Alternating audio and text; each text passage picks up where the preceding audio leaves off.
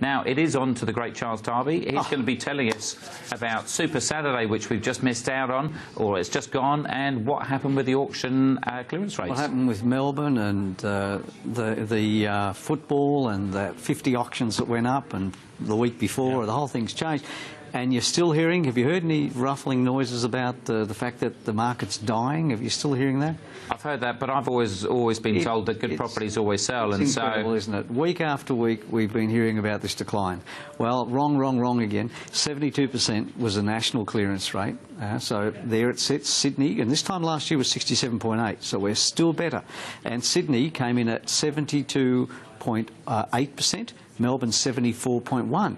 So please tell me, is this a market that's flattening out or going backwards? Every single capital city outperformed this time last year, except for Perth. That was the only capital city that their figures this week were less than it was this time last year. The rest of the country, better.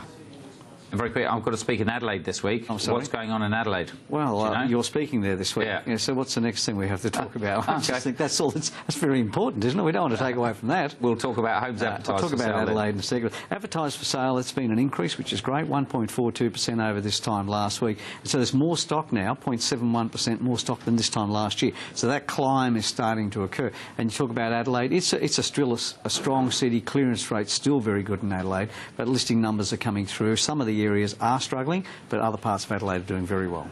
And what's happening with rents at the moment? Yeah, they're doing well. Sydney was up 1.33% over this time last week. Melbourne was up 0.27%. Brisbane was down 0.13%, but across the country, 0.49% up, and that's 0.168% for the year down. So the rents have been pretty good when you look at them overall. Am I moving too quickly for you? No, you're fine, Charles. Don't you worry about that. I don't want you to run out of time. We'll check those numbers one of these days. Go ahead. The vacancy rates. Go ahead. Let's put some money on it.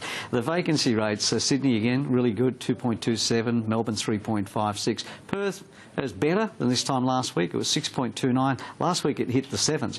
So overall, those three capital cities together, if you can add them together, average amount, Anthony, you're a qualified advanced accountant, 4.04% vacancy for those three capital cities. Wonderful. Thanks for that on the Comedy Channel. Final question. 2 months to go before Christmas. Still a good time to buy?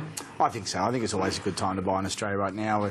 Interest rates are the cheapest they've been for 100 years, and so the costs of buying are never going to be better. And I don't want people to look back in 4 or 5 years' time and think I should have got into the market back in 2015. I didn't. Charles, you're a real estate agent. Good time to sell? Look, I think it's a wonderful, wonderful time to sell.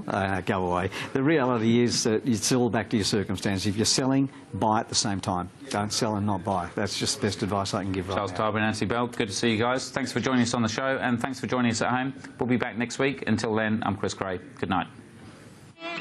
The information featured in this program is general in nature and therefore should not be relied upon. Guests appearing on the program may have commercial arrangements with some of the companies mentioned. Before making any investment, insurance or financial planning decisions, you should consult a licensed professional who can advise whether your decision is appropriate for you.